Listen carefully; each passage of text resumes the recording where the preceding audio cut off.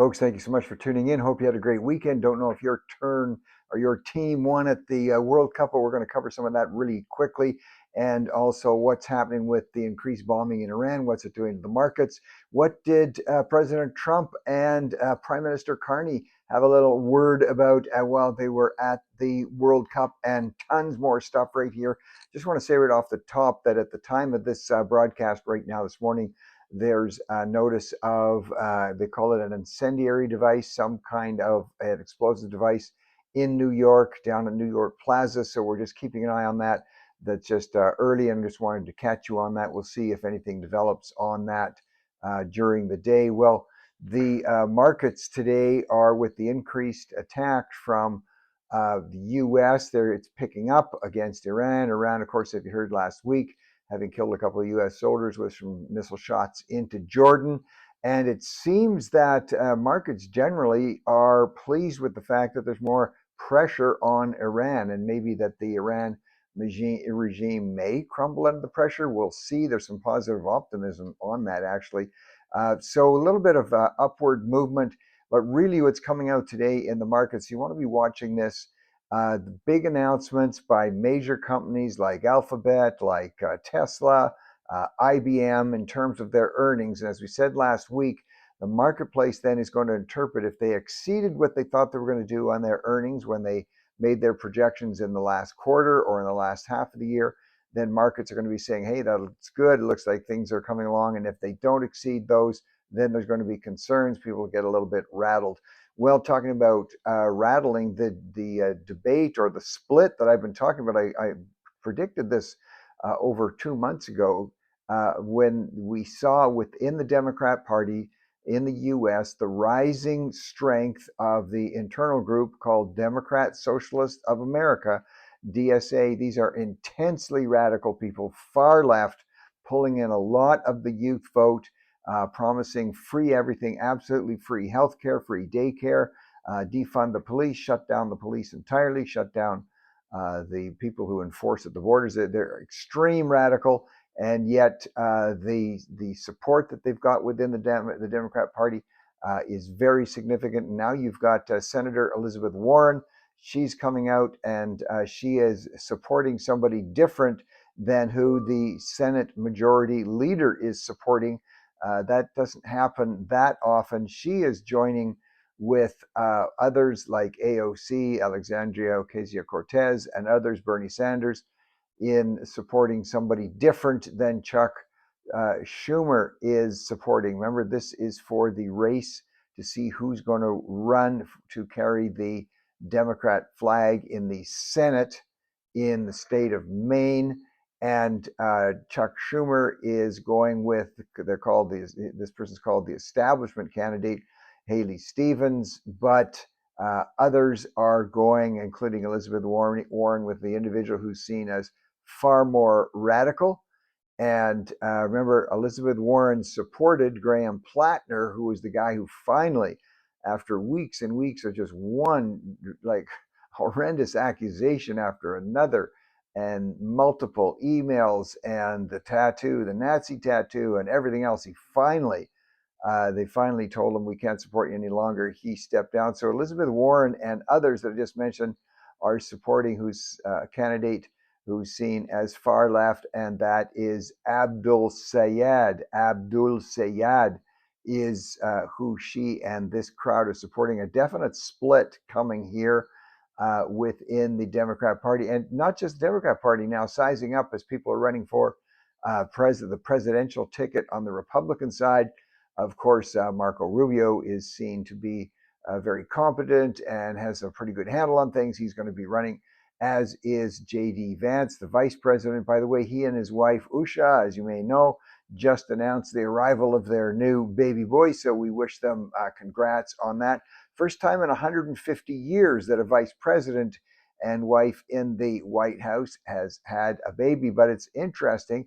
He's gotten support. He came out last week and gave a pretty major speech and presentation, and did it on the Joe Rogan show. We talked about that, but really positioning himself as you might call softer Republican, or in Canada, he might be called a red Tory. and really alarmed a lot of people in sort of the core of the Republican Party. But he's obviously making a decision. He's taking a planned and calculated risk that he'll be able to pull in some Democrats on the vote if he runs for president. And he's got an interesting ally, the Bill Maher show. And those of you who like watching Bill Maher, and I kind of like the guy, he's Democrat on most issues, but he takes some strong common sense positions himself. And he has come out saying he is going to support, he's going to vote for J.D. Vance. So that sent a bit of a rocket through the system. And we'll see where, if anything, all of that goes. In terms of another initiative that continuing, doesn't get, it gets some media attention in the States, but given what they're discovering, not as much as you would think. It's the voter fraud group. It's a group that's been designated with looking at voter fraud. Remember, we're not talking about what we might say are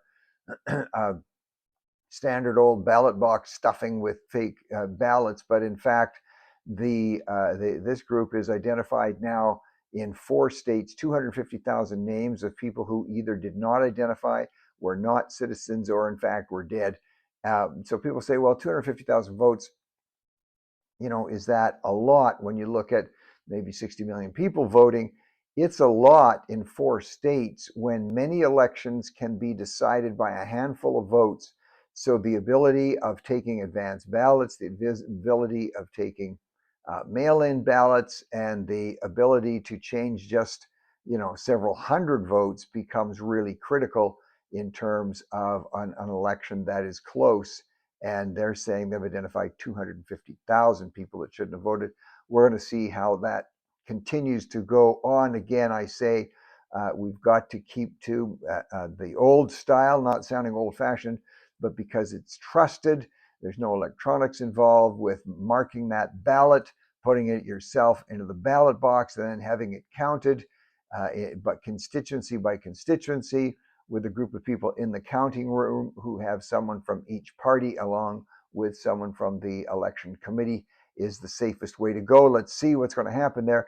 New Prime Minister, as we talked about on Friday and Saturday, Andy Burnham. They call him the King of the North because he was a mayor of a northern city. And he's coming out swinging, as we said, even further to the left and backing what we may call the radical element in the UK. We'll see if that's going to turn the tide for the Labour Party or not. In the World Cup, apparently President Trump and Mark Carney had words, and President Trump saying he's really tired of all the fumes from the forest fires coming over the borders from Canada into the US, and Carney better start doing something about it, or he's going to get hit with, he's continuing that, or Canada will be hit with more tariffs. There's a project that's going on in Ontario, and it involves what goes on behind the scenes, behind the doors, behind the bars in our detention centers. This one specifically focused on the Toronto Detention Center.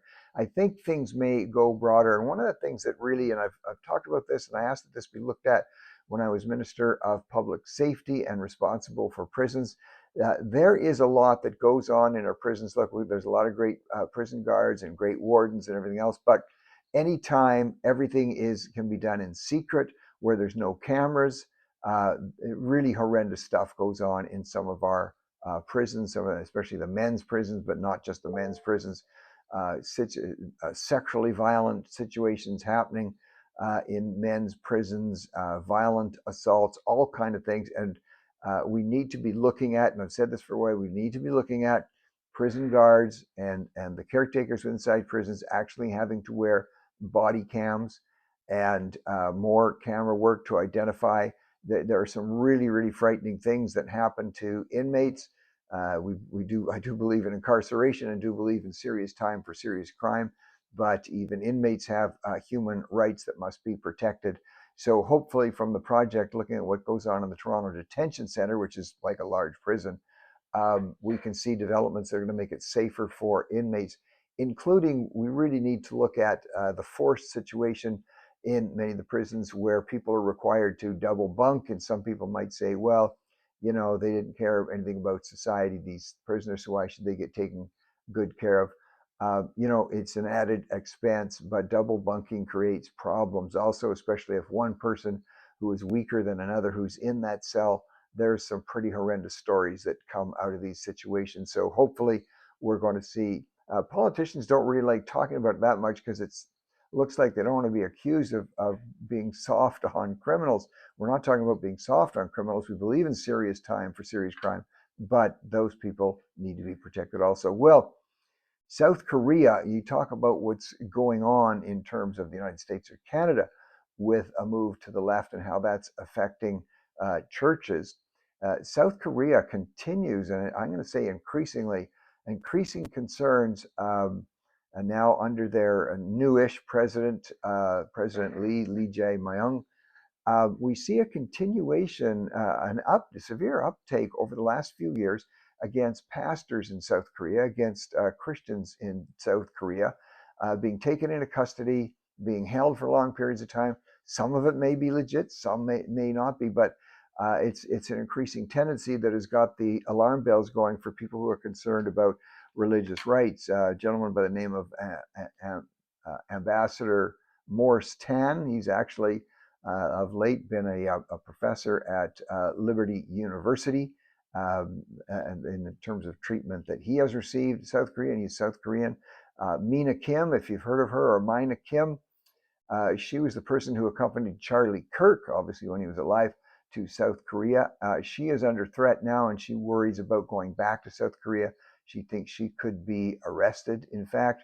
And it's become known that Charlie Kirk, when he got back from South Korea, he actually sent a memo and a text to Marco Rubio, Secretary of State, saying anything Marco Rubio could do to raise the situation in South Korea about what is seen as an increasing tendency among the government to be imprisoning and incarcerating Christian pastors. So maybe it just needs a little more spotlight shone on there.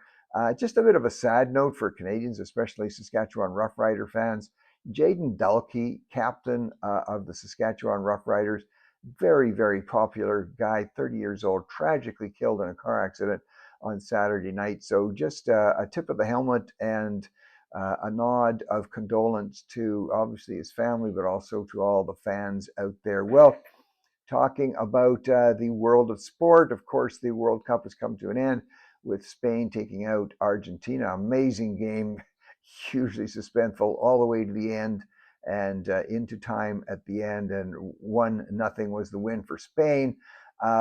Getting as much attendance of that was the brawl that took place after the game, huge brawl where Leandro Paredes, well, a bunch of them got in the fight, but especially being criticized for a very deliberate punch to the throat of Eric Garcia.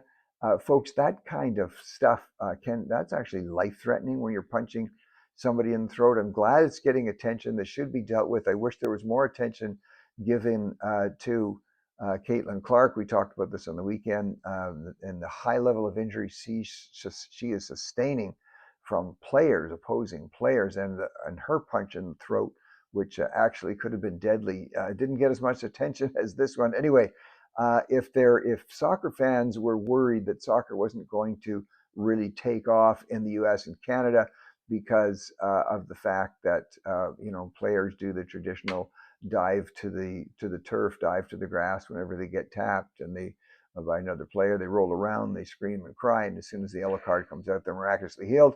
Well, you throw in a good brawl at a World Cup game, you probably could attract some hockey audience and keep up some of that type of hitting each other and violence. You could win some football and basketball fans. So maybe they're going to see it's going to be interesting now in the following year and 2 years to see just how much of an increase in participation in soccer in Canada and the U.S. we're going to see. Well, the halftime show was amazing. I won't even go into the number of celebrities, stars, and singers and actors that were performing. It was quite a show. Madonna was there, Bieber was there. Tom Cruise was the person who was picked to give a short inspirational speech. Very interesting and kind of fascinating to see what went on there. Amazing halftime show. Well, I know that soccer is getting full attention, but The British runner, the mile runner, Josh Kerr, just did something completely astounding. I'm kind of always interested in being a runner myself and what's happening in the world of running. He completely shattered the record for the mile run. That record has stood for 27 years. He shattered that record. He improved his own time by 3 seconds. That is huge for a mile run.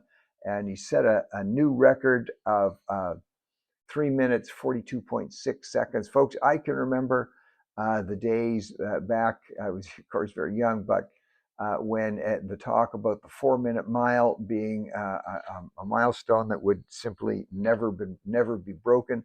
And now we have it down to 3 minutes, 42 seconds. Absolutely stunning going on there. Not as stunning, but getting a little fun attention is TNT, my favorites, Trav and Tay. They were able to pull off that wedding in Madison Square Gardens with relatively few details coming out. I mean, some things sneak out about it, but people were required to leave their phones at home and not do any recording, not talk about the event. Anyway, one thing that's emerged is their new dog or newly seen dog, and it's a Samoyed. A bit of criticism coming to them. You know, you just can't win. They got a Samoyed. It is a more expensive dog and very expensive to keep the hairdo up on that dog. But anyway, TNT, Trav and Tay, their new dog, a Samoyed. Something that's getting a lot of attention. You may have heard about it. I just want to touch on this, and it's called the Deadly Zara pants. The Deadly Zara pants. Of course, we're all familiar with the clothing designer Zara, and this recent trend of really wide-legged pants, wide-legged jeans, and other types of pants. And Zara came out some time ago, as you know, with these super wide pants. Turns out there's more and more injuries now being reported. People can't just in trying to walk with them, they trip over the hem of the pants, and the pants are so wide that when they flop back and forth, one leg gets entangled in the other. Huge number of injuries being reported by people. Zara may be getting sued. We're going to see what happens. Are they going to continue with the Zara pants or not?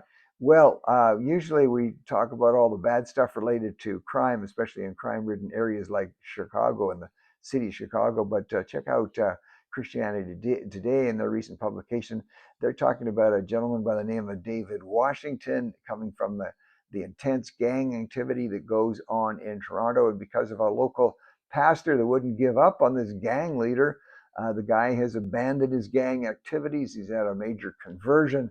He's totally turned himself around. He's become part of a group that's reaching out to fellow gang members, drug dealers, and shooters in Chicago. So, positive note to end on there. Thanks for tuning in. We'll talk to you tomorrow.